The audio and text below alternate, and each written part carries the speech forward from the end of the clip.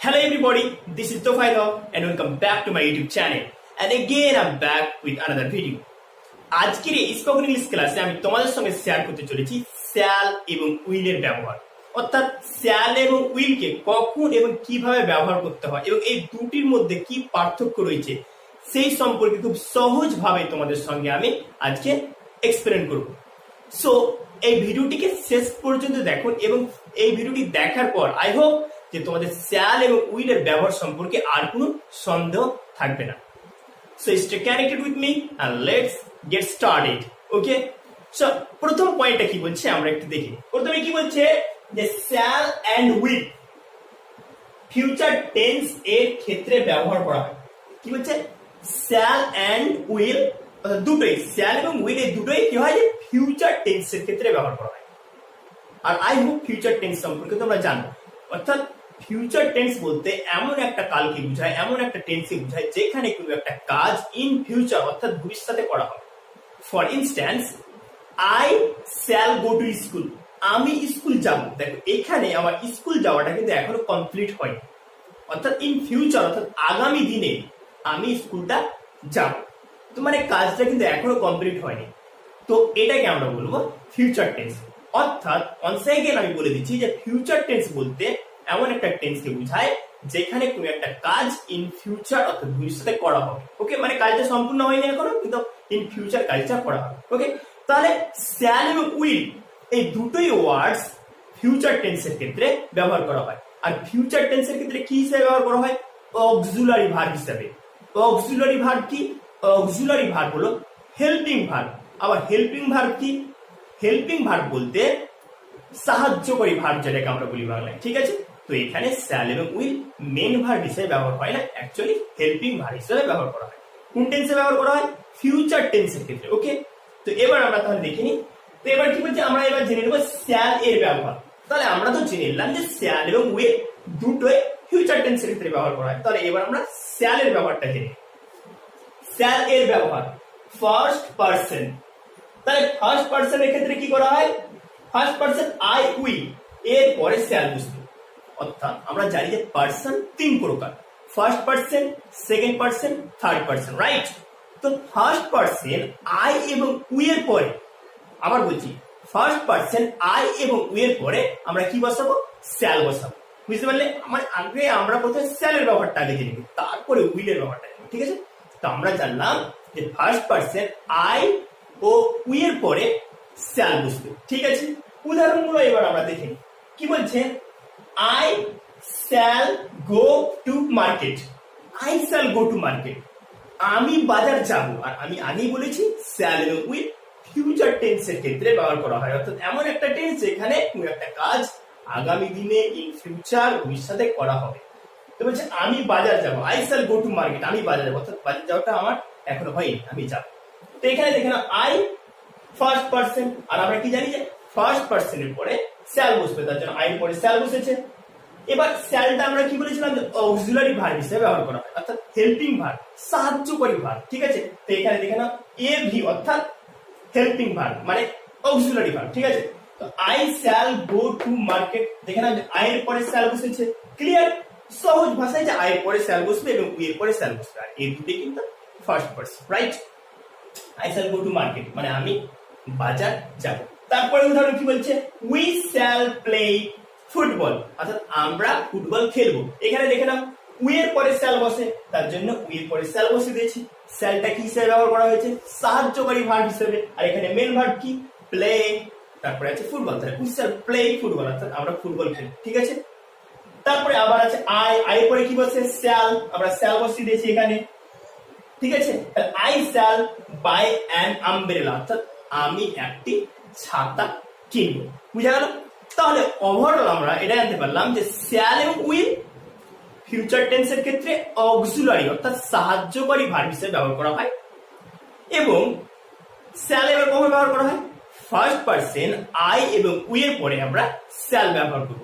বাস এই কয়েকটা পয়েন্ট মনে রাখলে হয়ে গেল, দ্যাটস ইট। সো এবার আমরা উইলের ব্যবহার সম্পর্কে জেনে নিই। তো কি বলছে দেখে নাও, উইল এর ব্যবহার। তাহলে আমরা জানি যে উইলও কিন্তু ফিউচার টেন্সের ক্ষেত্রে ব্যবহার, এটা তো আমি আগেই আলোচনা করে দিয়েছি। তো এবার আমরা শুধু উইলটা কখন ব্যবহার করে কিভাবে ব্যবহার হয় সেই ব্যাপারে এবার জেনে নিই।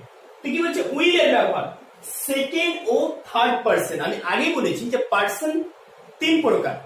ফার্স্ট পার্সনের ক্ষেত্রে তো শ্যাল হয়ে গেল, এবার তারপরে যেটা রয়েছে সেকেন্ড এবং থার্ড পার্সন।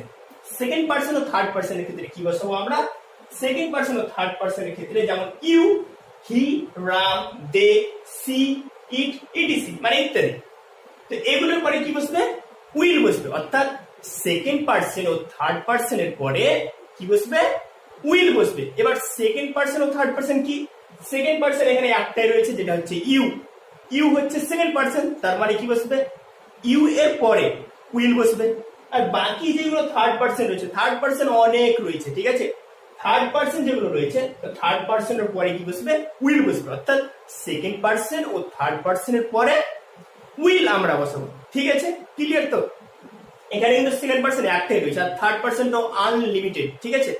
তো আবার বলছি আমি যে সেকেন্ড পার্সন ও থার্ড পার্সনের ক্ষেত্রে আমরা কি ব্যবহার করব? উইল ব্যবহার করব। তো এবার আমরা একটু উদাহরণগুলো দেখে নিই। খুবই সহজ একটা বিষয় এটা, ঠিক আছে? দেখে রাখ কি বলছে ইউ। ইউ সেকেন্ড পার্সন আমরা জানি, তো ইউ এর পরে কি বসবে? তাহলে উইল বসবে, কারণ আমরা জানি যে কি উইলের ব্যবহার দেখতে পাচ্ছি সেকেন্ড ও থার্ড পার্সনের পরে উইল বসে। তার জন্য আমরা জানি যে ইউ হচ্ছে সেকেন্ড পার্সন আর সেকেন্ড পার্সনের পরে কি বসবে? আমরা উইল বসাবো। তার জন্য দেখে নাও you will read the book, অর্থাৎ তুমি বইটি পড়বে। দেখো কাজটা কিন্তু এখনো কমপ্লিট হয়নি পড়াটা, ইন ফিউচার হবে। ওকে, এটা ফিউচার টেন্সের ক্ষেত্রেই ব্যবহার করা হয় উইল এবং shall. You will read the book অর্থাৎ তুমি বইটি পড়বে। তাহলে এখানে হয়ে গেল ইউ, কি বলতো? ইউ হয়ে গেল সেকেন্ড পার্সন মানে সাবজেক্ট হয়ে গেল সেকেন্ড পার্সন। তারপরে উইল এখানে আবার কি আছে? আমি বলেছিলাম কি যে এ ভি অর্থাৎ অক্সিলারি ভার্ব হিসেবে ব্যবহার করা হচ্ছে। আর রিড হয়ে গেল এটা main verb M V. M V মানে কি? Main verb. তো আমরা কি জানি? যে আমরা জানি যে শ্যাল এবং উইল অক্সিলারি ভার্ব হিসেবে ব্যবহার করা হয়। তো এখানেও দেখে না এখানে উইল কে অক্সিলারি ভার্ব হিসেবে ব্যবহার করা হয়েছে। তাহলে you will read the book, তুমি বইটি পড়বে। ক্লিয়ার? তারপরে আছে এবার তোমরা বলতে পারবে, দেখো তো কি হয়েছে? They will come here tomorrow. They will come here tomorrow অর্থাৎ তারা আগামীকাল এখানে আসবে। আসাটা এখনো কমপ্লিট হয়নি, মানে এখনো আসেনি, কাজটা হয়নি, হবে ইন ফিউচার। তারা আগামীকাল আসবে। তো দেখে নাও তাহলে দে, আমরা জানি যে দে হয়ে গেল থার্ড পার্সন। দেখে নাও থার্ড পার্সনে রয়েছে দে, আর থার্ড পার্সনের পরে কি বসে? উইল বসে। তার জন্য আমরা উইল বসে দিয়েছি। They will come here tomorrow অর্থাৎ তারা আগামীকাল আসবে। বুঝতে পারলে? ক্লিয়ার? কোনো ঝামেলা নেই। সেম ওই একই পদ্ধতি উইল অক্সিলারি ভার্ব হিসেবে এখানে ইউজ করা হয়েছে, মেন ভার্ব কাম এখানে, ঠিক আছে? তারপরে কি রয়েছে? হি will understand it one day. He will understand it one day অর্থাৎ সে একদিন এটা বুঝতে পারবে, মানে সে একদিন এটা বুঝবে অ্যাকচুয়ালি। তো এখানেও দেখে না হি হচ্ছে থার্ড পার্সন, আর আমরা কি জানি যে থার্ড পার্সনের পরে উইল বসবে। তার জন্য হি এর পরে আমরা কি বলছি? যে এখানে উইল। তাহলে হি উইল আন্ডারস্ট্যান্ড হচ্ছে এখানে মেন ভার্ব। আমি দেখে দিয়েছিলাম হি হয়ে গেল কি থার্ড পার্সন, মানে থার্ড পি দিয়ে দিলাম। এটা দিয়ে দিলাম আমি এ ভি অর্থাৎ অক্সিলারি ভার্ব, আর এটা হয়ে গেল কি main verb M V main verb, আর বাকিটা তো অবজেক্ট থেকে গেল, ঠিক আছে? তাহলে he will understand it one day অর্থাৎ সে একদিন এটা বুঝবে, ঠিক আছে? তো এবার আমরা কিন্তু শ্যাল কখন ব্যবহার করা হয় এবং উইল কখন ব্যবহার করা হয় সেই সম্পর্কে আমাদের ধারণা হয়ে গেল, ঠিক আছে? সো এবার আমরা জেনে নিব শ্যাল এবং উইলের কিছু এক্সেপশনাল ব্যবহার। ওকে, আমরা জানি শ্যাল আই এবং উইলের পরে বসে, অর্থাৎ ফার্স্ট পার্সনের পরে শ্যাল বসে।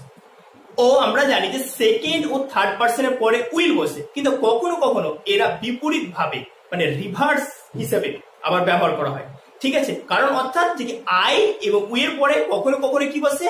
উইল বসে। আবার সেকেন্ড পার্সন ও থার্ড পার্সনের পরে উইল বসে, কিন্তু উইলের জায়গায় আবার শ্যাল ব্যবহার করা হয়। তো আমরা উদাহরণ সহ এই ব্যাপারটাকে একটু বোঝার চেষ্টা করবো যে কখন আই এবং উইলের পরে উইল বসবে এবং সেকেন্ড পার্সনের উইলের পরে আবার শ্যাল বসবে, ঠিক আছে? এখানে দেখুন এই বলছে আই উইল রিড ইট, অর্থাৎ বলছে আই উইল রিড ইট। তো আগে আমরা আইডেন্টিফাই করবো সাবজেক্টকে। সাবজেক্ট এখানে আই আছে আর আই হচ্ছে ফার্স্ট পার্সন, তো আমরা জানি যে ফার্স্ট পার্সনের পরে পরে কি বসে, শ্যাল বসে, কিন্তু এখানে উইল কেন আছে? কারণ আমরা যখন কোনো একটা সেন্টেন্সকে জোর দিয়ে বলার চেষ্টা করব তখন কিন্তু সেখানে আমরা শ্যাল ব্যবহার না করে ফার্স্ট পার্সনের ক্ষেত্রে অর্থাৎ আই এবং উই এর পরে উইল ব্যবহার করতে পারি। দেখে না, আই উইল রিড ইট, অর্থাৎ আমি এটা পড়বই, জোর দিয়ে বললাম, তার জন্য এখানে আই এর পরে উইল বসে। বুঝতে পারলে? অর্থাৎ আমরা যখন কোনো একটা বাক্যকে জোরপূর্বক বলার চেষ্টা করব তখন আমরা শ্যালকে রিপ্লেস করে উইল ব্যবহার করতে পারি। বুঝা গেল? আই উইল রিড ইট মানে আমি এটা পড়বই। এখানে যদি আমার শ্যাল থাকতো তো এই বাক্যটা নর্মাল হতো, আই শ্যাল রিড ইট, অর্থাৎ আমি এটা পড়বো, জোর দিয়ে বললাম না। যখন আমরা উইল ব্যবহার করতে আয়ের পরে তখন তোমাকে বুঝতে হবে যে এই সেন্টেন্সটার প্রতি জোর দিয়ে বলা হয়েছে। ঠিক আছে, একটা প্রমিস কে মানে ইন্ডিকেট করছে। ঠিক আছে, তারপরে উদাহরণটা দেখে নিই। We will help you. We হচ্ছে ফার্স্ট পার্সন, আর আমরা জানি যে ফার্স্ট পার্সনের পরে কি বসে, শ্যাল বসে, কিন্তু এখানে উইল বসেছে কেন? কারণ এখানে ওই প্রথম বাক্যটার মধ্যে যে এখানে জোরপূর্বক বলছে উই উইল হেল্প ইউ, অর্থাৎ আমরা তোমাকে সাহায্য করবোই, জোর দিয়ে বলছে, তার জন্য এখানে উই এর পরে উইল বসেছি, শ্যাল বসাই। তাহলে বুঝতে পারলে যে কখনো কখনো থার্ড পার্সনের ক্ষেত্রে অর্থাৎ আই এবং উই এর পরে শ্যালকে রিপ্লেস করে উইল বসাই। কখন বসাই? যখন আমরা জোর দিয়ে কোনো কিছু বোঝানোর চেষ্টা। ঠিক আছে, তারপরে দেখে নাও ইউ। ইউ হচ্ছে সেকেন্ড পার্সন এবং আমরা জানি যে সেকেন্ড পার্সনের পরে পরে কি বসে, উইল বসে, কিন্তু এখানে শ্যাল আছে। You shall go to school. তো এখানে কি বলছে? অর্ডার মানে আদেশ বুঝাতে গিয়ে, ভয় দেখিয়ে বলতে গিয়ে আমরা এই সেকেন্ড পার্সনের পরে মানে উইল এর জায়গায় শ্যাল বসা। এখন কি বলছে? You shall go to school. এখানে একই কথা যে তোমাকে স্কুল যেতেই হবে, you shall go to school. You এর পরে উইল বসে, কিন্তু এখানে শ্যাল দিয়েছি কেন? কারণ এই বাক্যটাতে আমি জোর দিয়ে বলেছি দে শ্যাল বি ডিটেইনড। দে আমরা জানি থার্ড পার্সন, আর থার্ড পার্সনের পরে কি বসে? উইল বসে, কিন্তু এখানে শ্যাল কেন বসেছি? কারণ এই সেন্টেন্সটা জোর দিয়ে বুঝাচ্ছে, অথবা এই সেন্টেন্সটা অ্যাকচুয়ালি একটা ভয় বুঝাচ্ছে। অর্ডার অথবা ফিয়ারের ক্ষেত্রেও আমরা মানে কি উইলের পরিবর্তে শ্যালকে বসাতে পারি। ঠিক আছে, তো বলছে দে শ্যাল বি ডিটেইনড, অর্থাৎ তাদেরকে বন্দী করা হবে, মানে কি এখানে একটা ভয় দেখানো হলো, তার জন্য এখানে আমরা দের পরে উইল না বসিয়ে শ্যাল বসিয়েছি। ঠিক আছে, তো আমরা জানতে পারলাম যে কখনো কখনো উইল এবং শ্যাল মানে রিভার্সেবল হিসাবে মানে বিপরীত হিসাবে ব্যবহার করা। ঠিক আছে, আর এগুলো কখন ব্যবহার করবো? যখন আমরা কোনো কিছু জোর দিয়ে বুঝাবো, কিংবা কোনো আদেশ বুঝাবো, কিংবা কোনো ভয় দেখাবো, তখন সেক্ষেত্রে এরকম ব্যবহার আমরা শ্যাল এবং উইলে দেখতে পাই। সো আজকে এটাই ছিল টপিক। আই হোপ এই ভিডিওটি দেখার পর তোমরা অনেক কিছু শিখতে পারলে, শ্যাল এবং উইল কখন কিভাবে ব্যবহার করা হয়। এছাড়াও তোমরা বুঝতে পারলে যে কি শ্যাল এবং উইলকে কিভাবে এক্সেপশনালি ব্যবহার করা হয়। ঠিক আছে, so thanks for watching this video. ভিডিওটি যদি ভালো লাগে অবশ্যই লাইক করবেন এবং বাংলা থেকে ইংলিশ শেখার জন্য আমার এই চ্যানেলটিকে সাবস্ক্রাইব করবেন। Thank you.